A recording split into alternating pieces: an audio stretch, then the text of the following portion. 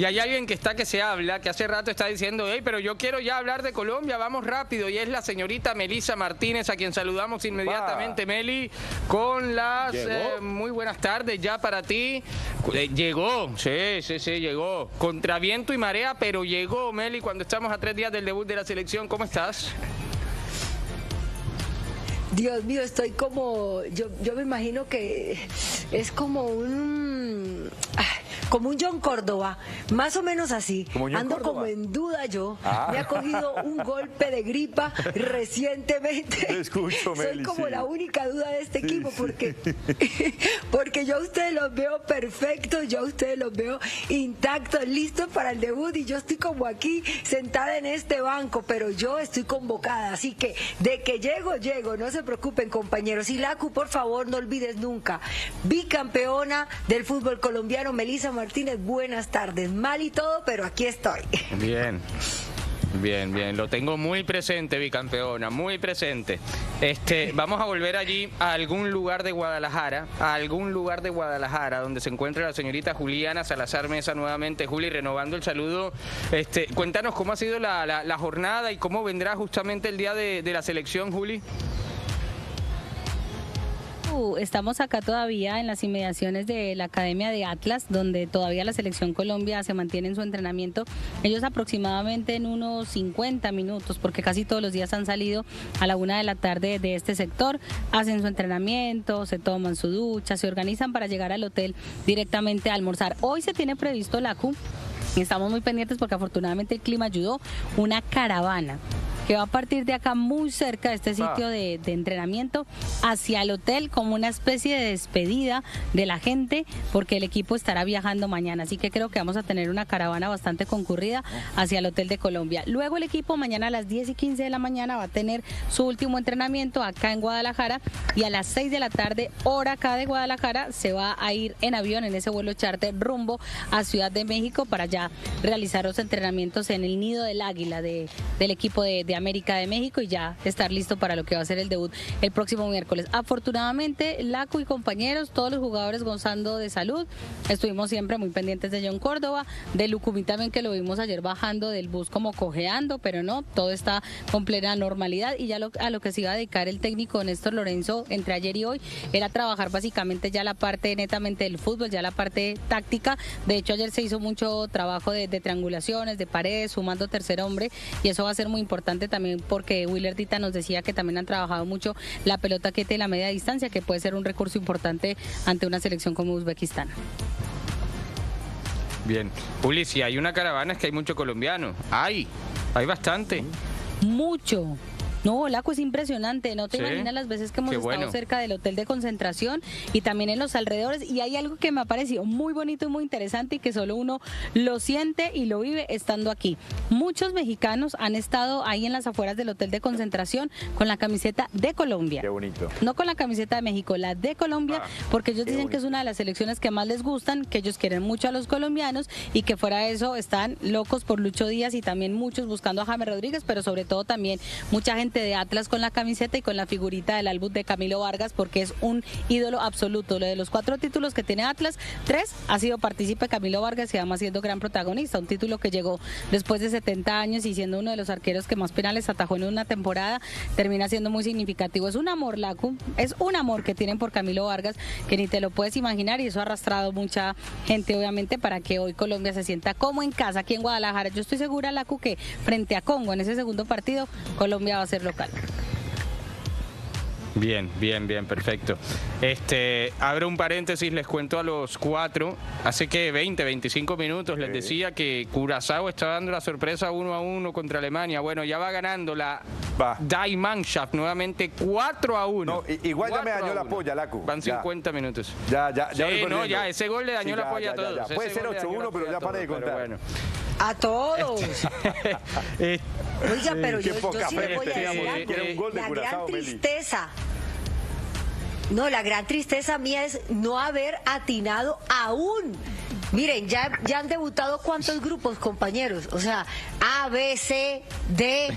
O sea, ¿y yo qué? Melissa Martínez aún no ha atinado a un pronóstico. Yo estoy dudando. Yo, la verdad, es que siempre he sido una mujer muy segura, pero estoy comenzando a dudar de mis capacidades. No puede ser que solo le gane todas las pollas a Faustino Asprilla, todas las apuestas a Faustino Asprilla. ¿Qué está pasando en esta Copa del Mundo? Bueno, apenas estamos arrancando. Espero, eso sí, que los favoritos no se me caigan más adelante. Ya llegará, Meli. Charly, Juli comentaba algo importante, ¿no? Más o menos lo que estaba intentando hacer el profesor Néstor Lorenzo ahora en el entrenamiento, ¿no? A puerta cerrada, claramente.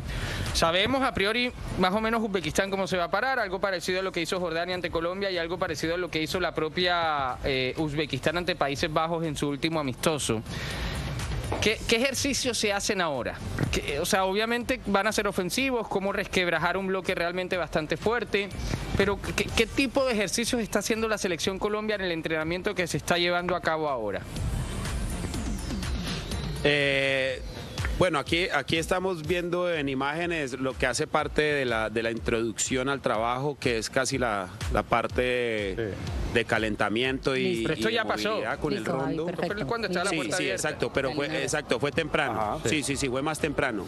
Lo otro después a lo que hacía relación Juli, que tiene que ver con la cantidad de pases individuales a 1, 2 intenciones, seguramente tendrá que ver mucho con el plan de juego y en esto que usted menciona, en la expectativa del entrenador, un equipo que seguro va a defender con 5, con línea de 5 en el fondo, que va a intentar seguramente ser más reactivo que propositivo, que va a retroceder como lo vimos ante Países Bajos, casi que dándole la iniciativa con la pelota al equipo europeo y que creo que va a ser un juego muy similar, y ese trabajo de 1 a 2 intenciones realmente tiene una función muy muy importante, y es empezar a desgastar al rival a través de la movilidad y de la intensidad de la circulación del balón.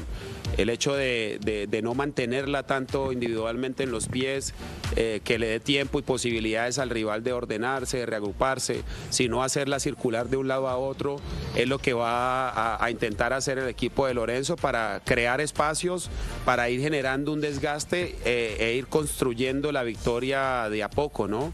Hay partidos que se te da la posibilidad de abrirlos muy rápido. Hay partidos en los que tardas incluso a veces mucho más de lo esperado, y donde radica realmente el éxito de este trabajo es en la capacidad de control y de paciencia que pueda tener el colectivo para encontrar el momento justo. José, pasamos ahora, y esto para hacer el ejercicio todos, a la siguiente línea, porque ya hablamos iniciando justamente esta franja, la defensa. Creo que finalmente hubo acuerdo entre todos de que va a ser Lucumí finalmente el acompañante de Davinson Sánchez, Mojica y Arias, y Muñoz. Bueno, el doble 5, que aquí es donde yo creo que sí está la duda más importante, y además ya Juli nos dará luces a propósito en cuanto a Gustavo Puerta o Richard Ríos. ¿Quién podría ser, a su manera de ver, señor José Luis Alarcón, ese acompañante de Jefferson Lerma? Lacu, mire, yo sé que decantarse suspiro, por lo último, sí. Y mire, lo que pasa es que da una sensación similar a la que en su momento tratamos con Muñoz, ¿no? Es el buen momento de Richard Ríos en el Benfica. Y yo sé que me van a decir, claro, pero es que una cosa es lo que haga en Portugal, una cosa es lo que haga en el Benfica, y otra cosa muy diferente, lo que brinde en Selección Colombia. Partamos de lo siguiente. Gustavo Puerta, en los 2 últimos partidos, potenció 3 jugadores claves de este equipo. Primero, Jefferson Lerma, lo ubicó mucho mejor. Entendió en qué momento se podía ir él y en qué momento podía soltar a Jefferson Lerma, que haciendo presión arriba y recuperando arriba también es importante, además tocando. Segundo, potenció a James Rodríguez. Vimos un James mucho más parecido al interactivo, al de esa movilidad, a ese James incisivo de Copa América, que en el remate de la eliminatoria sudamericana. Y el otro jugador que también encontró un espacio para liberarse, para correr, para hacer más esa versión propia, fue John Arias. Es decir, si yo tengo un jugador que, si bien no está en el lente internacional en el que está Richard Ríos, pero me potencia 3 jugadores de mi 11 principal, ese debería ser el titular.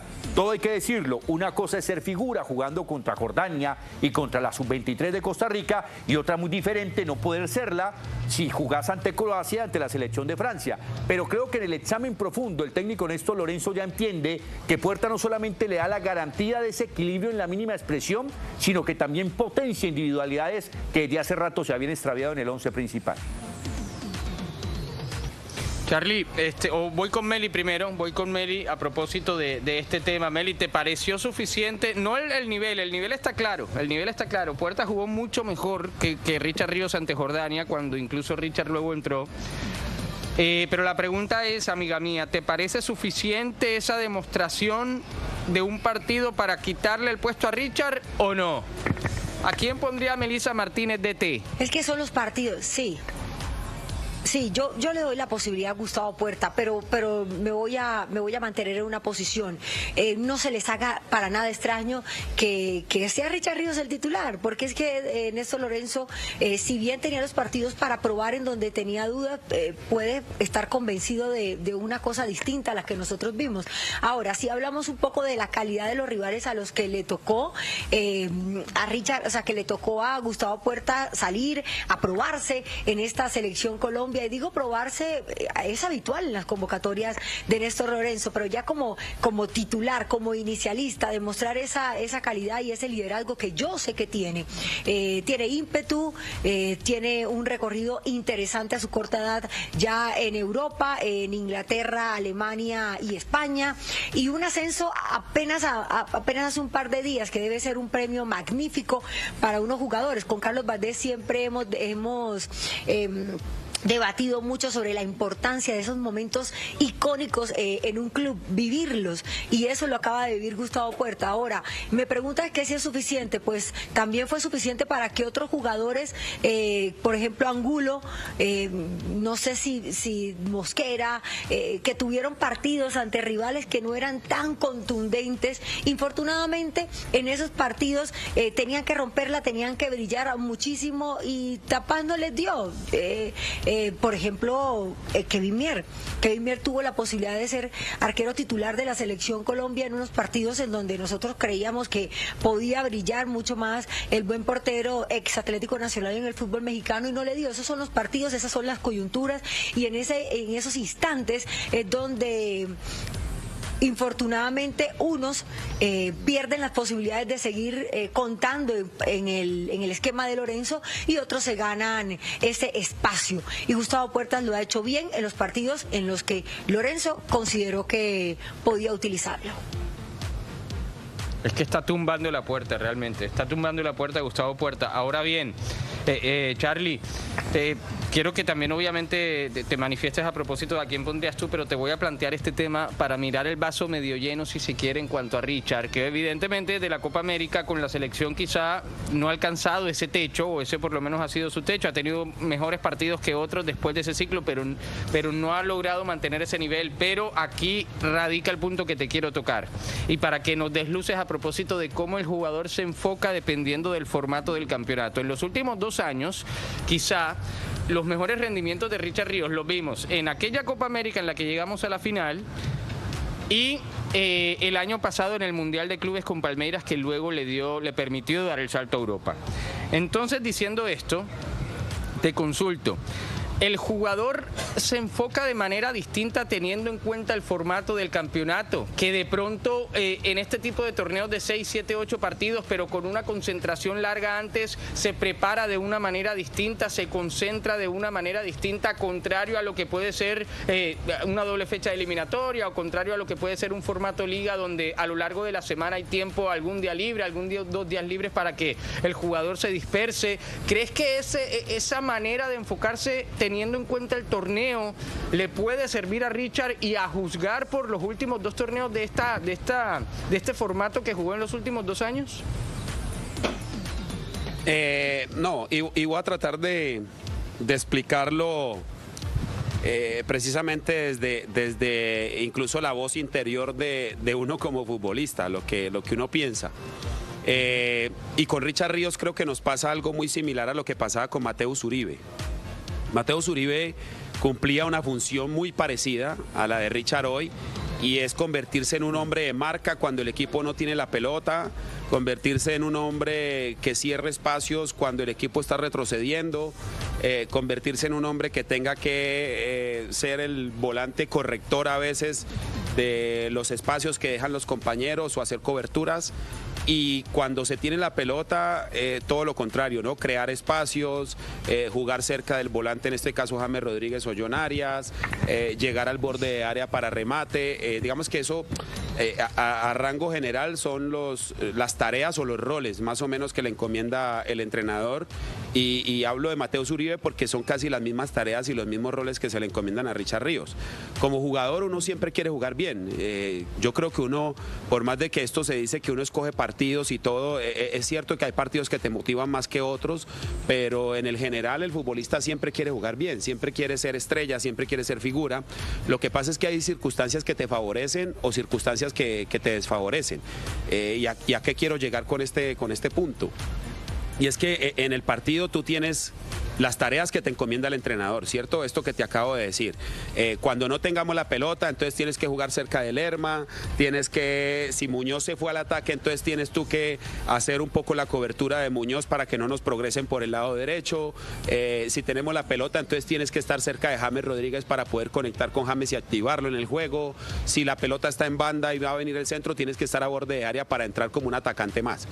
En la medida en que el partido comienza a transcurrir y de pronto tú no llegas a esos espacios, no llegas a esas tareas, bien sea porque te cayeron dos marcas, entonces tenías que definirte entre una y la otra, o bien sea porque la pelota cuando se fue a profundidad quedaste muy atrás en la jugada y no lograste entrar a la zona de posibilidad de ataque, es donde uno individualmente comienza a desconectarse un poco de esas tareas y del juego. Entonces empiezas a decir, bueno, esto que me encomendaron no me está funcionando, no me está sirviendo porque estoy quedando lejos o porque me están llegando dos o tres y no sé qué decisión tomar. Al fin, si voy con el 1, entonces se la entregan al 2, y si voy con el 2 se la entregan al 3, y esto es lo que te comienza a confundir, y esa es la razón por la que a veces uno como jugador termina siendo irrelevante, digamos, en el partido o en las circunstancias.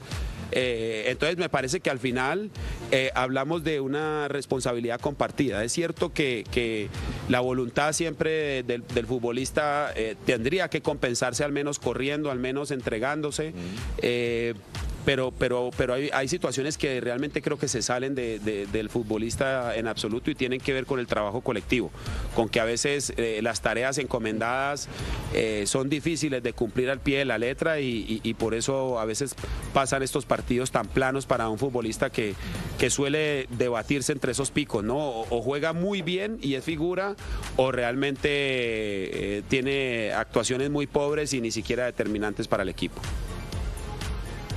Bien, bien, perfecto. Gran análisis, como siempre. Momento ahora, Juli, y también evidentemente, y en base a la información que vas manejando, te voy a consultar sobre este tema que creo que es la principal duda a propósito